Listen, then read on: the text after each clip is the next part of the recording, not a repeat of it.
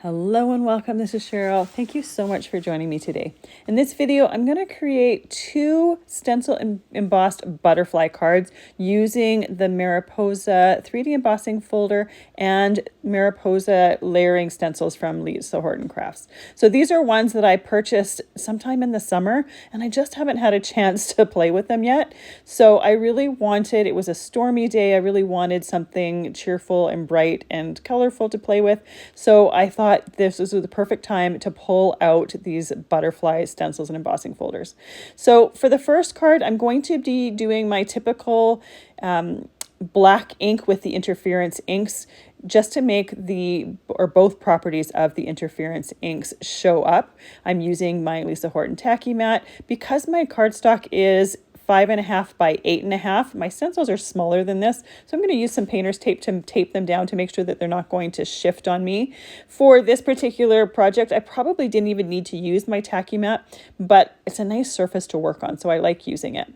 So once I have that first stencil in place, I'm using an ink blending brush with my Black Soot Distress ink, and I'm just doing some light ink blending on the center of the butterflies. Now, for this particular background, I'm not using the stencils in order. This, I think, is the second stencil. I think the first one does the whole background of the butterfly, and then the second one, which would be this one, does some of the details. But I wanted the details to show underneath the interference inks. So I'm doing this one first, and you don't have to use the layering stencils in the order that they are numbered. You also don't need to necessarily use all of them if you don't want to. I do use all of them. I just use them out of order. Once I have that black down, I use a dry cloth and I clean off that excess black. Now, to change this up a little bit, I decided for the outer part of the detailed part of this stencil, I'm going to use some Lost Shadow Distress ink. Now, this is going to make the interference inks look just slightly different than they look on white cardstock, and you're going to be able to see those details underneath that interference ink. If I didn't put this Lost Shadow there, the outside part of the wings, you wouldn't have those detailed or those details underneath there. So I thought this was a great way to still have something a little bit different than the black ink. And I really love the effect that it gives. So with that one done, I can put the next stencil on, and I'm doing Opal Blush Interference ink with this one. So on light or white cardstock, it's going to show up the blue, and on black or dark cardstock, you see the pink interference. So on those black areas, or those areas where I put that black soot, we're going to see more of the pink color showing up, and on the areas with that lost shadow, we're going to see more of the blue color, but it's going to look slightly different from the blue that is on the white cardstock. Now, I went back to that second stencil because the one with just the silhouettes didn't have those tiny butterflies in there. So I went back to that one, put it on there, and put the blue ink on top of those butterflies because I didn't want them to be black and gray. Probably could have left them because they're really in the background, but I really wanted them to have those interference colors on them. So now I don't even know what stencil number we're going into. Like I said, I'm doing them totally out of order, but I'm doing the butterflies first, and then I'm doing the pieces for the butterfly bodies. I wanted to make sure to have all of the butterfly areas done before going to do the bodies because I wanted to do something with some of the bodies, and that had to be the last step. So I'm doing the exact same thing as I did with the first layer. I am doing black soot in the center of the butterfly wings and then Lost Shadow on the outside. And I do use that dry cloth to clean up my stencil to make sure that as much of that black soot is off there as possible. If I were to get some black soot on this Lost Shadow, it's really not going to contaminate it that much because it's in the same color tone, as well as the fact that it is dye-based ink. But I also don't want to get that dark black on too many areas. I want to make sure that there's some areas with that light color. Now, for this layer, I'm going to be using crushed velvet. So this one is purple on light or white and gold on black or dark. So I kept the stencil on for this one, knowing that those small butterflies were not going to be on that next layer. So I did that crushed velvet in that, and now I'm putting the next layer on, positioning it and taping it in place. And then I'm going to use the crushed velvet over everything here. So I layer my stencils with by lining them up with the top and the left side of my paper. These Lisa Horton stencils have kind of a tab on the left side of them with some holes in it. They are intended to be used in the Ultimate tool, and those pegs are in that tool and it holds them down and positions them perfectly. I don't have that tool, so this is the way that I work it for me, and it just shows you that you don't necessarily need to have each and every single tool. Most of the things you can figure out, or you can find a way to work with it.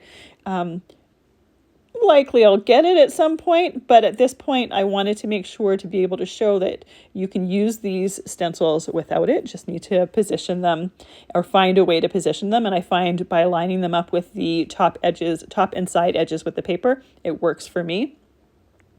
Once I have them taped down, I can work on the next layer. So the next layer, I'm going to do exactly the same thing. I'm going to use black on the center of the bodies. Now, I could be using the black on the outside layer of the wings or outside edges of the wings too. That would work as well. I like the look of the darker color towards the center, but if you want the darker color on the edge of the wings, again, that would totally work as well. And it might even be fun to do some layers with the dark on the inside of the wings and some with the dark on the outside of the wings, just for something a little bit different. That layer didn't have any of those tiny butterflies, so I didn't need to use my interference inks on that one. For this layer, I'm going to use Tropical Paradise. So this one has a nice bright pink on light or white cardstock and a beautiful kind of purpley blue on black or dark cardstock. So these colors all go together well. When I'm choosing colors to work together, I tend to choose them based on the color they're going to show up on white or light cardstock, because most of the time that's what I'm working on. Even when I put the black soot ink down, the interference colors, even if they're not exactly the same colors as the color palette I'm working with, they tend to just work. And they're just a beautiful way just to add some little bit of extra shimmer to it. But because the first color you see is the color that's on the white or light cardstock, and you don't see that interference until you kind of tilt it into the light, that's why I chose, or why I focus on those colors. So this next layer here adds dots to the body or the center body pieces. So I just did that in black soot. It's going to go underneath the other color or the other things that I'm going to use on top of there. The next layer just as the top little bit of the body, I think it probably would be the head.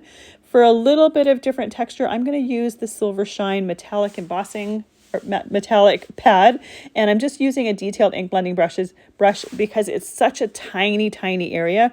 A larger brush likely wouldn't get into all the nooks and crannies, so that small brush is what works for me. So put that one to the side, and now we're going to do the last layer, and this is the bodies and the antenna. Now, I always love adding a little bit of extra texture or a little bit of extra shine to these stencil and embossed backgrounds. So the first thing I'm going to do is add some Lost Shadow Distress ink just to have that lighter color behind there. Then I'm going to wipe my stencil off, and then I go in with some Moon Dust Stickles glitter gel. It works well with stencils, and I love the look of that glitter texture along with the interference inks. I think it just adds something to it. It gives it a little bit of a different look. Another option would be to use some gloss gel. I think that would be fun as well, but I really love the look of it with the glitter in there. So I'm just using a palette knife here. I'm going to put it in each one of those areas. I try to avoid getting any of that glitter gel on my sticky mat. If I do get some on, and I do end up getting some on here, I just wipe it off with a damp cloth right away. I don't want to let it dry on there. They're much easier to clean off when they're wet than if you let them completely dry on there. So once I have the full layer here on, what I'm going to do is I'm going to tape the tape off of the left side of my stencil as well as the bottom. And then I am going to hold the stencil down on the left side and kind of lift it up like a book cover. This way, if I happen to lose my hold on my stencil and it falls down, it's going to fall in exactly the same place, and I'm not going to ruin my stenciled design there. The other option, and I did take all three pieces of tape off, but the other option would be to leave that tape on that left side or on the right side. It doesn't really matter which side you do, but just kind of open it up like a book hinge, and that way you can make sure that you're not going to interfere with it. So for my next background, I decided I wanted to do a background with the Cloud9 matte blending inks as well as those interference inks. I thought it would be really nice to see a combination of the two of them together. So I chose some Cloud9 matte blending inks that work with the interference colors that I have, and I'm using the same interference colors as the first card. I figured it'd be nice to see the contrast between the two using the same interference colors. So this matte blending ink here that I'm using is called Painted Eggshell, and I am trying to be heavier on the center, or the parts of the wings closest to the body, and then lighter towards the outside. I always love being heavier in one area and lighter on others. It just gives it a little bit more visual interest and visual dimension, in my opinion. You can be completely even-handed with the whole thing and just do an even layer.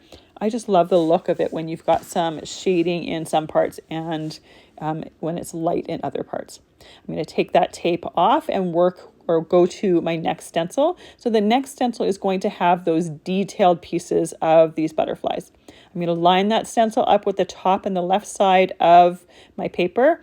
And even when I do that, I do make sure to look at the stenciled areas with the image to make sure that they are lining up with the image. And I will adjust it just a little bit if I don't really like how they're lining up. Once I have that in place, I'm going to use that Opal Blush Interference ink, and I'm going to do my layer all over this background here. Now, when it comes to the interference ink, these pads are fairly juicy. Even when they're dry, I personally find that I have a hard time being heavier in one area and getting a light ink blend with them on other areas. So I'm fairly even-handed all the way through. So for my whole layer, it's pretty even with those interference pads, but you still get that light and the dark from the matte blending ink underneath there. And I really love the look of the matte blending inks with those interference on top of it. It just has a really pretty look with that shimmer and that matte kind of chalky finish. So for my next layer, I'm going to do the same thing. I have the outline part of the butterfly here. I'm using Spiced Plum matte blending ink, and once again I'm trying to be heavier handed towards the center of the petals, or center of the butterflies. You can see or tell I work with flowers mostly and just keep saying petals, but I mean butterfly wings. When you look at me ink blending here, I kind of have my hand kind of twisted, so I'm kind of holding that ink blending brush from the top. I find that it's easier for me to kind of be a little bit heavier handed towards the center and a little bit light towards the outside when I have my hand like that. If I were to turn it and have the handle down and the brush to the top, I find that I tend to be a little bit heavier handed with it. So when you see me doing that, it looks like an awkward position, but I do that on purpose because I tend to have a little bit more control over being a little bit lighter handed with it. So once that layer is done, I can put the next layer on, and then I can go in with my crushed velvet interference ink. And I love the look of this interference ink on top of that matte blending ink. And I don't even wait for that matte blending ink to dry. It doesn't take that long to dry. It dries really, really quickly, especially since the majority of that ink blending was fairly light, so there's very little ink there. The only place that the heavier, the dark ink was is towards the center, and I do those pieces first, so they don't take too long for them to dry. Once I have this layer done, we can go with the next layer of butterfly wings. And for that layer, I'm using Sugar Candy for my light, or for my matte blending ink, and then Tropical Paradise once again for the pink color for the interference ink. So I tape this stencil down, and these stencils again are not in order because from the numbers of the stencils, the bodies are kind of in between there. But once again, I want to do that Moondust Stickles glitter gel. I just love the effect that it gives, so I'm going to do that layer last. You could technically do that layer in between. The only thing is then you're going to have to wait for it to dry. So we might as well have our background totally done and do that as the last layer and then wait for it to dry. And I even have my first background off to the side drying while I'm completing this one, because once again, I might as well wait for both of those layers to dry at the same time. So now that we have that background done with this, we can go in with that Tropical Paradise interference pad and do our interference colors here. And this is a really bright, happy pink. There are other pinks that are a little bit less vibrant as this, but I actually really love, this is one of my favorites of the pinks, and I like the look of the interference purpley blue color as well, going with the blues and pinks that I have, or blues and purples that I have in here. So our our butterfly bodies are done. So I can go in and I can do the layer that has the little dots for the butterfly bodies. For this layer, I'm going to use anthracite. So this from the label on the pad, it looks like it's going to be black, but it's almost a dark teal color. So I think it works really, really well with the colors in the butterflies. These matte blending inks are also water soluble or water reactive. So when it comes time to using that Stencils glitter gel on there, it's going to blend and bleed a little bit with those bodies as well. And I'm counting on that happening and kind of blending into the Stencils glitter gel as well. So now we have the little heads on the butterflies. I'm using that same silver ink pad with the detailed ink blending brush to put those details in there. And then we can do the last layer with that Stencils glitter gel. Now, any gel would work here. Like I said before, you could just use some glossy texture paste. You could use even like a mica spray, I think would be fun on here. Although a mica spray or a shimmer spray, I think you wouldn't necessarily see the difference between the shimmer spray and the interference ink. So by using that Stencils glitter gel, we have just a different texture. So before I put my glitter gel in there, I am going to use that anthracite on top of it, but I'm being lighter handed with it. So I blotted that ink off on my glass mat to take some of the ink off of that brush so that I can be lighter with it than I was with the dots. I'm using that dry cloth to make sure to take off all of the excess of the ink before going in with that glitter gel. I want to make sure as much of that ink is off as possible, because any of that ink that is left is going to be rehydrated with this glitter gel. It's going to color that glitter gel, and if I happen to have any excess left that I need to put in the pot, it's going to be colored. So chances are it's going to change that the look of it. Now, I try to be as careful as possible when I'm doing this to not have any excess so that I don't have that issue.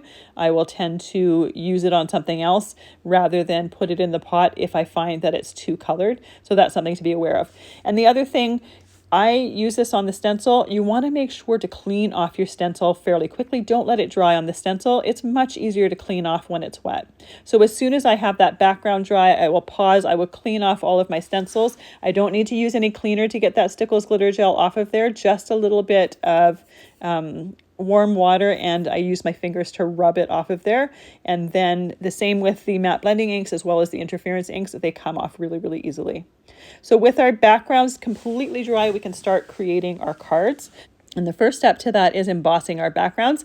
I just take my large scissors and I like to trim off some of the excess rather than having that on there when I'm embossing. I also like to trim a little bit off of the top. I don't know whether that top edge interferes with the embossing folder, but I like knowing that if I trim it off, I can make sure that I can really align that pattern correctly. I will lay that pattern towards the front of the embossing folder and make sure that it's positioned properly before embossing it.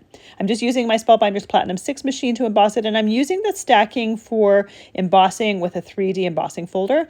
These embossing folders are a little bit thinner than the Spellbinders ones though, so what I have is a piece of index cardstock that I have folded in half. It's an 8.5 by 11 piece that's folded in half, so it's 5.5 by 8.5 folded, and I just keep that with my my Spellbinders plates, and I just know that when I go to use the Lisa Horton embossing folders, I need to use that to thicken the sandwich. I can do the embossing without that in the sandwich. It absolutely works, but I think it just gives a little bit more of a deep embossed impression when I use that.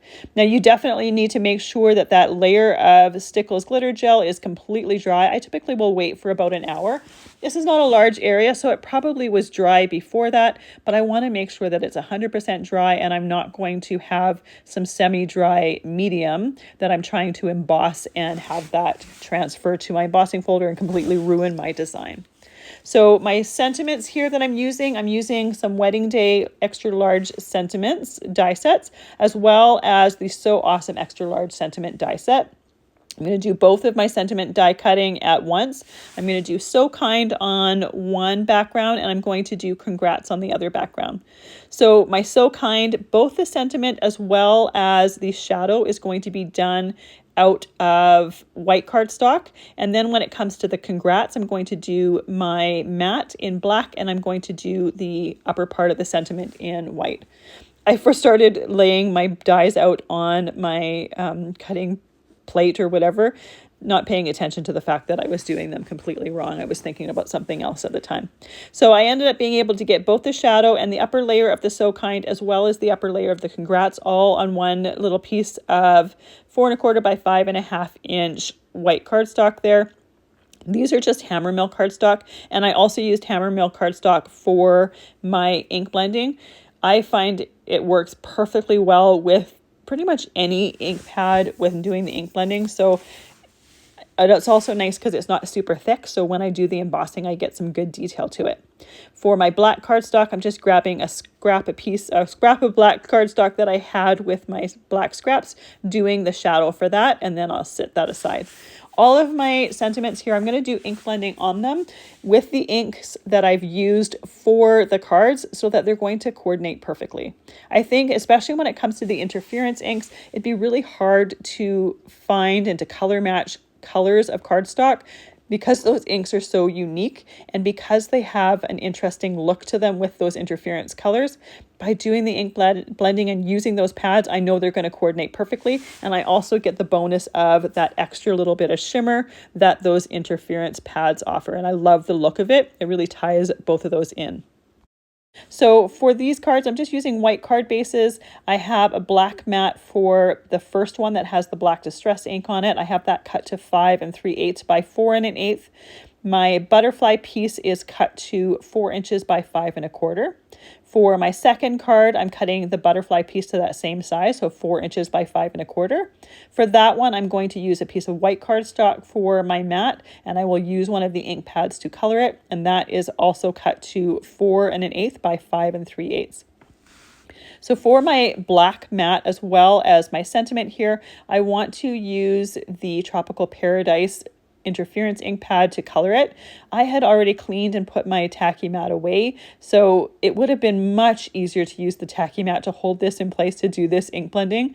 It kind of works on my glass mat, but you can see that it just moves around mostly, and I have to be careful with that die cut, especially that sentiment, to make sure that I'm not moving it, or not moving is not the right word, that I'm not tearing it or marring it or whatever.